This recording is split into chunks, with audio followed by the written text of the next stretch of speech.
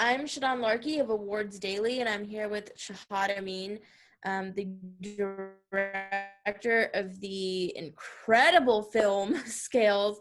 I absolutely adore this film. I'm going to try not to gush too much during this interview.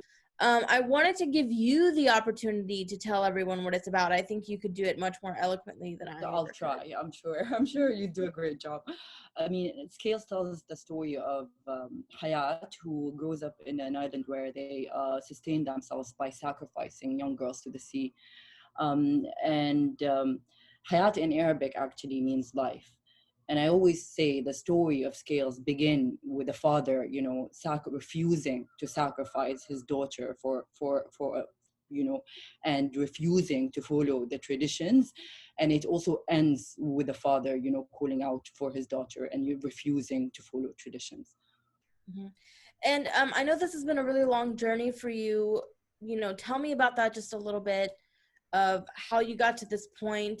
And also, what's interesting is I've been lucky enough to see the film multiple times. And as I've thought about it, as it's unfolded in my mind, I've discovered these new things that I didn't notice before. And you've been so meticulous in putting it together. Every shot, every line means something. And so I want to know about that. And then as you've had this time away from it, have you had that similar experience where it's also continued to blossom for you? I actually, I actually didn't watch it for a while, when like Corona started and we were in quarantine, and then and then got to watch it when it premiered in Saudi, in the cinemas, in commercial cinemas. And to be honest, the screen in Riyadh where they showed it, it was so beautiful and so big, and the sound was amazing. I have this thing with sound where our sound designer Laurent did a wonderful job. Just the details, every scene has so much details in the sound, so the sound was fantastic, and I was like, finally a sound that's great. And like, you can hear all the details, because whenever I watch it online, you don't hear all the details, all of the small shifts in levels, and we really spent so much time doing it that when I watched it, I was like, I went out of the film and I was telling my friends and some of the cast members, I was like, wow, that was a good film. That was really nice. So yeah, I was kind of surprised by it after a while, and I was so happy that I took time and then I watched it, and yeah, it kind of surprised me, and I was so happy with it. I was like, this is so weird, but this is so cool. I really love it. And it's interesting, you mentioned that it's about this father refusing to do this sacrifice. And what was so interesting for me is that the father throughout the film is going against sort of maybe stereotypes that we have of Middle Eastern men, of sort of this harsh person. He's very loving towards his daughter, and he's rejecting these traditions that we see within the community.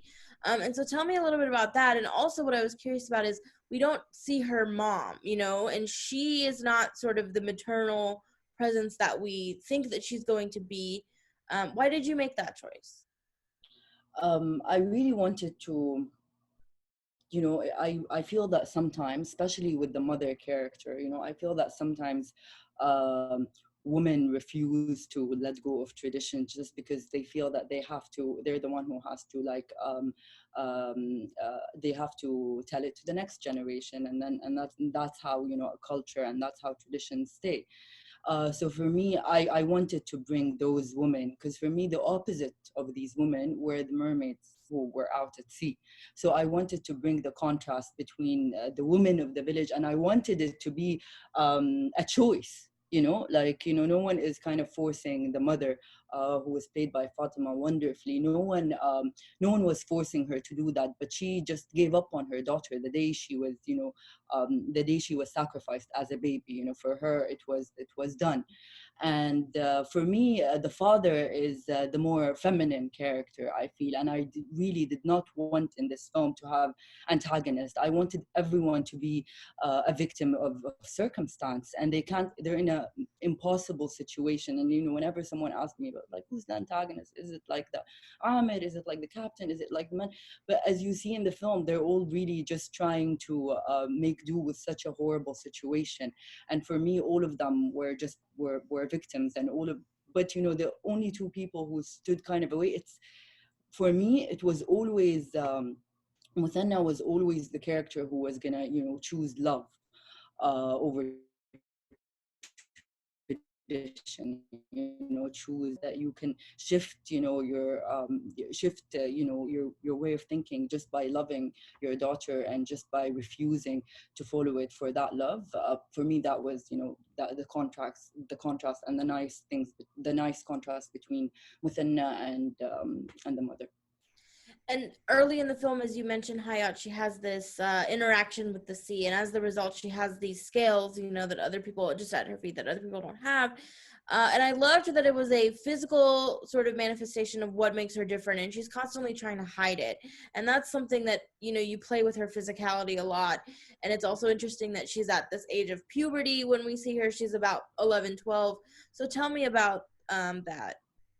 I mean, for me, that was the heart of the story. That was the most exciting thing, because I really wanted the story to be seen and not told. I wanted the changes that are happening to Hayat and that are happening to her body to be seen, and I and I wanted it to be, taking over her body. I wanted her body to be rebelling against her, because I feel, I don't, that's how I felt when I suddenly became, a teenager in a society that's ruled by men and that celebrate men and, are, hide women and are ashamed of women. So that's how I felt. I felt, what is this body that's rebelling against me, that's not giving me the right to choose, how I want it to be. And I wanted Hayat to fear. For me, this is like every time anyone focused on something else, I was like, no, the story is between Hayat and herself. I didn't care as much about, her fight with the village, or her fight for survival. I didn't care about all of these heroine steps, to achieve, heroism, or for a hero to achieve his goal at the end. For me, I wanted her to accept, by the end, to have to accept this body, to have to find its power, to have to unlearn what they've taught her about it, and they taught her it was dangerous. It's a way. It's isolated. She learns to, she unlearns all of these things, and she accepts her body. She accepts. She celebrates the feminine and the masculine, and that's how she evolves, and that's how she, in a way, becomes a legend. That's how she, in a way, saved the rest of the village. You don't know what happened by the end, and I like it. I like that we leave it that way. But you see that, with water, anything is possible by the end. Yeah. And one thing that she has to do to get to that point is sort of, have this confrontation with the mermaid. And I thought that that was interesting that she has to overcome these masculine forces, but also this feminine force. And I wanted to get your take on that as well. It was interesting because in the script, we had underwater scenes. We had her like meeting the mermaids and interacting with them. And then by the post, we removed it just because, like in the underwater, she also would interact, and like the same thing would repeat itself where she kills another mermaid. And and the and my thought process in post production was that maybe if we take it out and leave the mystery of the water, like we left the mystery of her body, and leave that feminine energy untouched, and no one sees what's lurking under it. No one sees the possibilities under it, and only Hayat gets to see it at the end. But we don't as audience. And when this idea came to be, I really liked it, and it kind of, yes, she doesn't really interact with the mermaids underwater, but she does above it. She does on the boat, and she has the connection already with them. And I wanted to leave the mermaids very mysterious and ambiguous. In a way, they're the water itself. And I love that. I love that, the like you were saying, the real conflict of the film is between the connection that she has, these physical scales, and also this fear that's contrasting with that, and she's constantly battling that within herself. Yeah. And I wanted to ask you, I've heard you say in the past that for you, you really want both Saudi audiences to confront their relationship to, femininity and the women in their life, and also audiences that are Western, that maybe their prejudices are a little bit more hidden. We don't talk about them enough. We don't, show them as much. Tell me a little bit more about that. And as the film has been out in Saudi Arabia, like what reactions have you seen? What feedback have you gotten? They're like, we're tired of women film. Why are there so many women films? Only three, so many. They're so tired already. I don't know from what. They're not making them. They're just they don't need to watch them if they don't want to. But they're tired already, and it's so funny that I get very frustrated because I hear this coming from girls. Aren't we tired of stories about what? I'm like, Mm. no, it's one of for me, one of the scariest thing about what Hayat went through, and I think what societies go through when they're confronted with something about themselves. When you're confronted with something that's going to make you feel like a victim, or that's going to make you feel hurt, your immediate a reaction to it is rejection. I don't want to hear it. I don't want to be a victim, and I don't want to talk about it. So I have a lot of conversations with like Saudi women who were girls and lived in Saudi. No, but we had this great life, and of course we had a great life, and we live in one of the richest countries in the world, and there's a great system in place and all of that. But you can't deny that you felt lesser. You cannot deny it. If you're denying it, you're trying to protect yourself from the truth. And I think that, for me, I think that's their reaction. Some people's reaction to the film is like, why is she saying it's like this? It's not like this.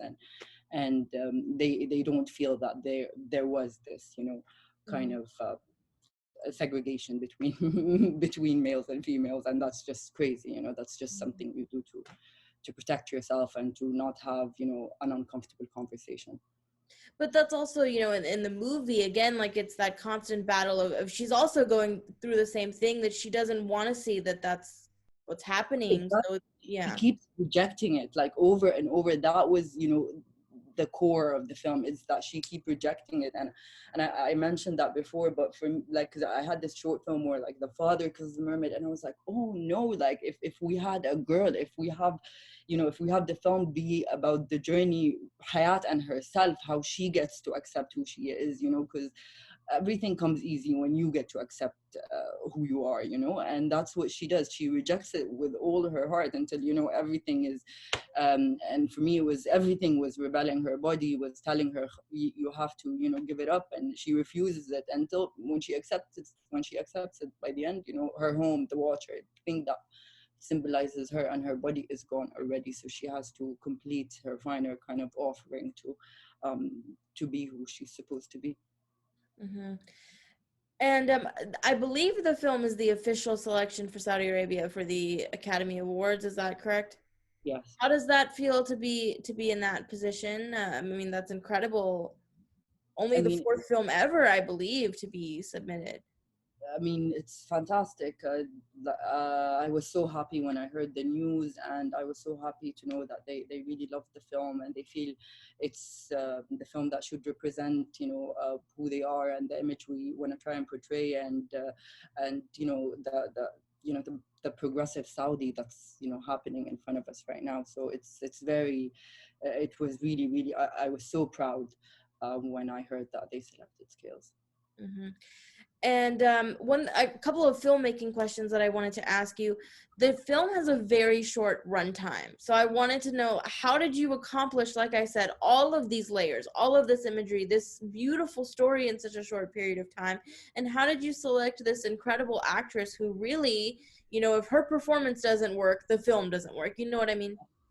Yes, oh my God, everyone was saying that on set. Shahad, be careful if her performance, it was everything was relying on her, and she just did a wonderful job. Basuma, I know her since she was 6, and she actually acted in all my films, like the short films before. It was her too, and I think as soon as I like started shooting with her and just saw her how she looks like on camera, and how she's so authentic and honest with her emotions, and just the fact that she was capable of being so vulnerable on screen. It's so hard, especially for a teenager, to be that vulnerable, and she did it, and she surprised me just how she grew. Even I feel, because we shot the film kind of chronologically, so by the end, I swear, like every time I watch the film, I feel she grew by the end, and in the shooting, I felt the same way. Like every time she did, you know, like when she did the crying scene, after that she became like, you know, she flourished, she became an actress, you know. And